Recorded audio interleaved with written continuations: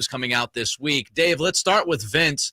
How surprised were you that McMahon was actually pulling the trigger and coming back to the WWE board of directors as chairman? It's hard to say. I mean, there'd been rumors about it. I mean, like as far as like the last couple of weeks, no, not surprised. Just a month ago, maybe a little surprised. I mean, it'd been known he was trying to come back. It'd known he'd been sent letters and everything like that, requesting to come back, and had been rebuffed by the board. And so he just kind of, the strategy was remove the board since he had control of the stock of the shares. He had voting shares. So he removed some people, appointed some new people, and a couple other people quit. And now he's back in charge. Why the change of heart? Why did he suddenly feel like, oh, no, I didn't deserve what happened to me. I should be back in charge? Yeah, he never wanted to leave. I mean, what happened was that people in the company had pressured him to leave for the good of the company. And he sat back and he decided that they had given him bad advice and he wanted back in.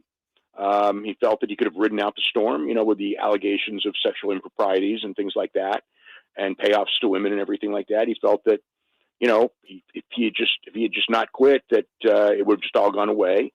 And so the board voted unanimously on December 27th not to bring him back. So he had to circumvent that by, getting rid of the board or getting rid of enough members of the board and kind of cutting a deal and back in. I mean, there was a lot of problems as far as a lot of different things, but when he went public and said that they're looking to sell the company, the scary part was that the board felt that if Vince came back, the stock price would drop. So by him going and saying we're looking to sell the company, the stock market price skyrocketed. They were up huge today, so that thing isn't there anymore. The stock price is good, and that was the basic strategy of then coming back because the board is there to protect the shareholders and the stock price, and he was able to manipulate that by saying that they're looking to sell, which they are. I mean, they had a meeting today with the company had a meeting with employees today, and they basically said that there's no guarantee they're going to sell, but they also could go private, which was interesting. After being public for over 20 years. That is very interesting. Dave Meltzer with us from Wrestling Observer.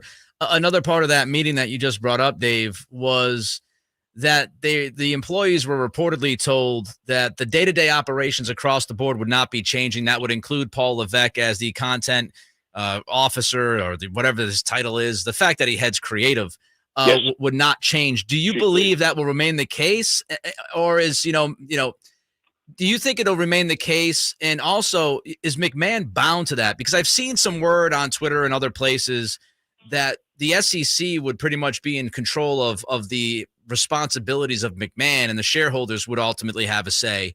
Should fans believe that Triple H, Paul Levesque, will stay the leader of the creative team? I think for the short term, yes. Long term is anybody's guess. But I don't expect that, that Vince will take over creative anytime soon. To the idea that he'll never take over creative, I think he'll try to do that at some point, unless he's happy with how things are going. But, I think that he'll be involved in, he can't be half in. He's going to be involved in company direction and things like that, but he's not going to run the day-to-day. He's not going to be the CEO for now. I mean, again, down the line, that all could change. Yeah, he doesn't seem like the type of guy who can be hands-off. It's going to be very, very difficult because he's been running the thing since 1982. And, even when the allegations first broke and people thought he should step down, I mean, he fought it until basically, the allegations got worse and worse. And then he left, and he still tried to stay on as head of creative and had vowed that he was not going to leave. And then he finally did leave. And it wasn't all that long, only a couple months. And now he's already wanting back. Yeah. Dave Meltzer from the Wrestling Observer, UFC MMA journalist, is with us here on the Folsom Lake Honda hotline. Folsom Lake Honda, your one-stop Honda shop. I want to get to Dana White in a couple minutes here, Dave, but one more question on the Vince situation. Will a possible buyer want Vince around in a Dana White-like role, or do you think that the buyer, if it does get sold, would rather have Stephanie, McMahon, Paul Levesque, and Nick Khan as the figureheads moving forward? That depends on the buyer. I think that to some people, Vince is synonymous with wrestling and his track record and everything like that. I think that my gut is that if they sell, they would sell to someone who is more likely to want Vince in that position than the others. That's because if they sell to someone who doesn't want Vince, then he can never get back in. And I think that Vince always has the idea of being back in control. So my thought is that, again, different people who buy it will have different opinions, but I think that he's going to probably want, if he sells it, an assurance that he's a key person in the company still. Let's move to Dana White. And I remember we talked with you, Dave, when the whole Vince McMahon thing first broke, and I said, really, what can be done when he's the guy in charge, and you basically laid out what's happened here with Vince McMahon, that he'd step back, but no guarantee that he wouldn't be back in the picture somehow. And here we are. Can the same be said about Dana White when it comes to the UFC and his recent controversy? Well, it's a different situation because Dana doesn't own the company. Endeavor owns the company, but Dana's the figurehead. And Dana's very valuable historically to the company, and he's the face of the company to the general public and everything. And it's interesting that Endeavor has said nothing about it. UFC has said very little. So people are kind of trying to. I think the idea is that they don't want to lose Dana if they can avoid losing Dana because he's very good at his job. That video obviously is a pretty graphic video. That's a tough one to stomach in a lot of ways.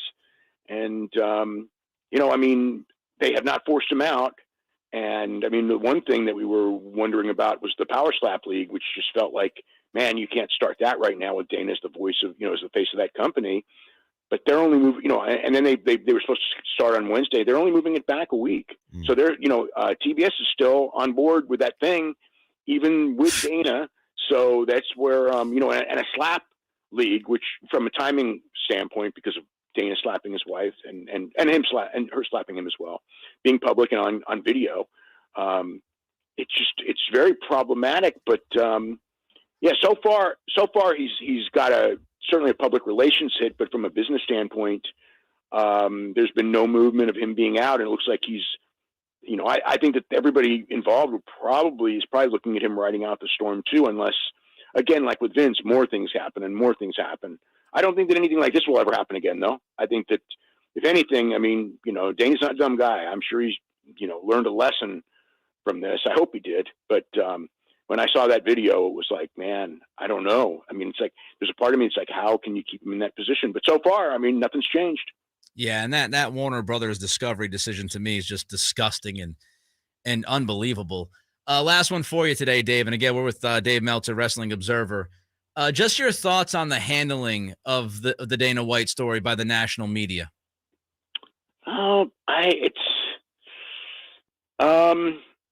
Everyone's different. The people who I follow, which is mostly, influential MMA guys, they've been real strong on it. Right. Now, I've seen some of the stuff from, other major people in media who are close to Dana, and, they're not strong enough, without a doubt. They're not strong enough. They're trying to give him the benefit of the doubt. I try to give him the benefit of the doubt to a degree, but not on this specific issue. This is an open and shut, real bad one. And because of that, I agree with you. I was really surprised that the Power Slap thing is going forward, especially like in only a little over a week.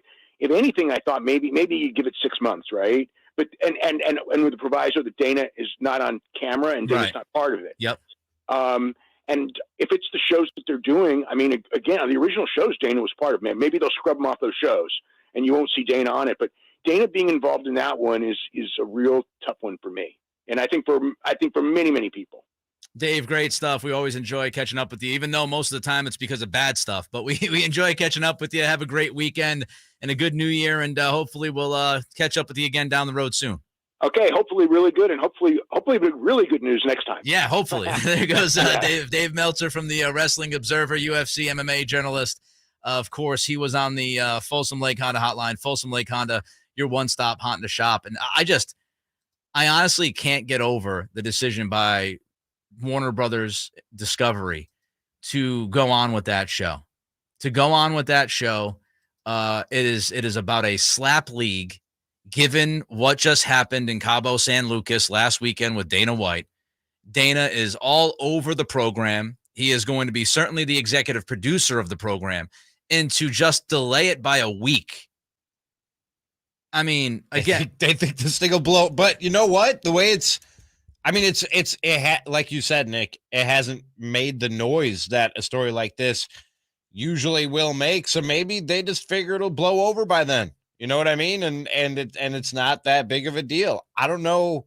I don't understand why it's not that more of a big deal with Dana White than it has been with other people.